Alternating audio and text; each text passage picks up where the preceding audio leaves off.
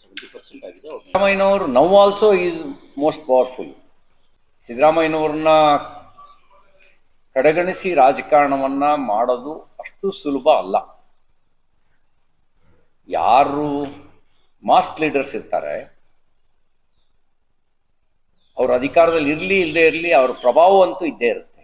ಈ ದನಗಳಿಗೆ ತೊಂಡಿ ಹಾಕ್ತಾರೆ, ಗೊತ್ತಾ ನಿಮಗೆ? ದನಕ್ಕೆ ತೊಂಡಿ ಹಾಕೋದು ಯಾಕೆ ಅಂದರೆ ಬೇರೆ ಹೊಲಕ್ಕೆ ನುಗ್ಗಬಾರ್ದು ಅಂತ. ಡಿ ಕೆ ಶಿವಕುಮಾರ್ ಅವರಿಗೂ ಇದು ತೊಂಡಿ ಹಾಕೋ ಕೆಲಸ. ಇದು ಬೇರೆ ಖಾತೆಗೆ ಮೂಗು ತೋರಿಸಬಾರ್ದು. ನೀವು ಮುಖ್ಯಮಂತ್ರಿ ಇರ್ಬೋದು, ನೀವು ಬೇರೆ ಖಾತೆಗೆ ಮೂಗು ತೋರಿಸಿದ್ರೆ ಅನ್ನುವಂಥ ಒಂದು ಪ್ರಶ್ನೆಯನ್ನು ಮುಂದಿಟ್ಟು ಹುಷಾರಂತ ಎಚ್ಚರಿಕೆ ಕೊಡುವಂಥ ತೊಂಡಿ ಹಾಕೋ ಕೆಲಸ ಮಾಡಿದಾರೇನೋ ಅಂತ ಅನ್ಸುತ್ತೆ ನನಗೆ. ಇಲ್ಲದೇ ಇದ್ರೆ ಯಾರಿಗೋ ಹೆಚ್ಚುವರಿ ಚಾರ್ಜ್ ಕೊಟ್ಟರು ಅಂತ ಒಬ್ಬರು ಹಿರಿಯ ಸಚಿವರು ಮುನ್ಸ್ಕೊಳ್ತಾರೆ, ಮತ್ತೊಬ್ಬರು ನನ್ನ ಸೀನಿಯಾರಿಟಿಗೆ ತಕ್ಕ ಖಾತೆ ನೀವು ಕೊಟ್ಟಿಲ್ಲ ಅಂತ ಹೇಳ್ತಾರೆ, ಮಗದೊಬ್ಬರು ನೀರಾವರಿಗೂ ನನಗೂ ಏನು ಸಂಬಂಧ.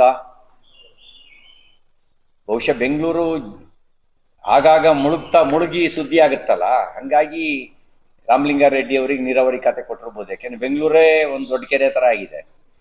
ಹಾಗಾಗಿ ಹೆಂಗೂ ನಿಮಗೆ ಬೆಂಗಳೂರನ್ನ ಮುಳುಗಿಸಿ ಗೊತ್ತಿರೋದ್ರಿಂದಾಗಿ ನಿಮ್ಗೆ ನೀರಾವರಿ ಖಾತೆ ಇದ್ರೂ ಒಳ್ಳೇದು ಅಂತ ಕೊಟ್ಟಿರ್ಬೋದು. ಬಟ್ ಅವರು ಬೇರೆ ಲೆಕ್ಕಾಚಾರ ಹಾಕಿದ್ದಾರೆ. ಇದೆಲ್ಲ ನೋಡಿದಾಗ ಡಿ ಕೆ ಶಿವಕುಮಾರ್ ಅಂತಹ ಉತ್ಸಾಹಿ ತುಡುಗುದನಕ್ಕೆ ಆ ಕಡೆ ಈ ಕಡೆ ಬೇಲಿ ಹಾರಬಾರ್ದು ಅಂತ ತೊಂಡಿ ಹಾಕಿರೋ ಸಾಧ್ಯತೆಗಳಿದ್ದಾವೆ. ಸರಿಯಾಗಿ ನಡೆಸ್ಕೊಂಡಿಲ್ಲ ಅನ್ನೋದನ್ನು ನಾನು ಒಪ್ಪೋದಿಲ್ಲ. ಅಣ್ಣಾಮಲೈ ಮಹತ್ವಾಕಾಂಕ್ಷಿ, ಒಳ್ಳೆ ಮನುಷ್ಯ. ಅವರು ತಮಿಳುನಾಡು ಹಿತ ಮತ್ತು ರಾಷ್ಟ್ರೀಯ ಸುರಕ್ಷತೆ ಅದಕ್ಕೆ ವಿರುದ್ಧವಾಗಿ ರಾಜಕಾರಣ ಮಾಡೋರಲ್ಲ ಅನ್ನೋದು ನನ್ನ ನಂಬಿಕೆ. ಅವರು ಬೇರೆ ಬೇರೆ ಹಲವಾರು ಕಾರಣಗಳನ್ನು ಮುಂದಿಟ್ಟುಕೊಂಡು ಹೊಸ ದಾರಿಯನ್ನು ತುಳಿದಿದ್ದಾರೆ. ಒಬ್ಬ ಮನುಷ್ಯನ ಸಾರ್ಥಕತೆ ಬರೋದೇನು ಅಂತ ಹೇಳಿದ್ರೆ ಯಾವಾಗ ಅಂದರೆ ಅವನ ಸಮರ್ಪಿತ ಜೀವನದಿಂದ. ಆ ಸಮರ್ಪಿತ ಜೀವನ ಅವರಿಗೊಂದು ಸಾರ್ಥಕತೆ ಅಂತ ಅಂದ್ಕೊಡ್ಲಿ, ಅವ್ರ ಮೂಲಕ ತಮಿಳುನಾಡಿಗೆ ಮತ್ತು ರಾಷ್ಟ್ರಕ್ಕೆ ಒಳ್ಳೆಯದಾಗಲಿ.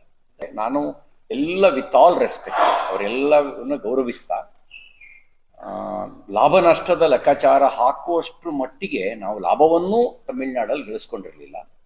ಲಾಭನೇ ಗಳಿಸ್ಕೊಂಡಿಲ್ಲ ಅಂದಾಗ ನಷ್ಟದ ಪ್ರಶ್ನೆ ಎಲ್ಲಿ ಬರುತ್ತೆ? ನಮಗೆ ರಾಜಕೀಯವಾಗಿ ನಾವು ತಮಿಳುನಾಡಿನಲ್ಲಿ ಕೇಂದ್ರ ಸ್ಥಾನಕ್ಕೆ ಬಂದೇ ಇಲ್ಲ.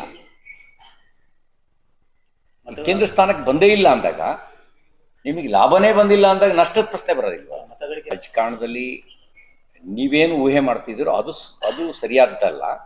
ಆದರೆ ಯಾವುದೋ ಒಬ್ಬ ಮನುಷ್ಯ ಇಂಟ್ರೆಸ್ಟ್ ಆಫ್ ದ ಸ್ಟೇಟ್ ಕೆಲಸ ಮಾಡ್ತಾರೆ ಅಂತ ಹೇಳಿದ್ರೆ ನಮ್ಮ ಪಾರ್ಟಿನೇ ಆಗಬೇಕು ಅಂತ ನಾನು ಬಯಸೋದಿಲ್ಲ.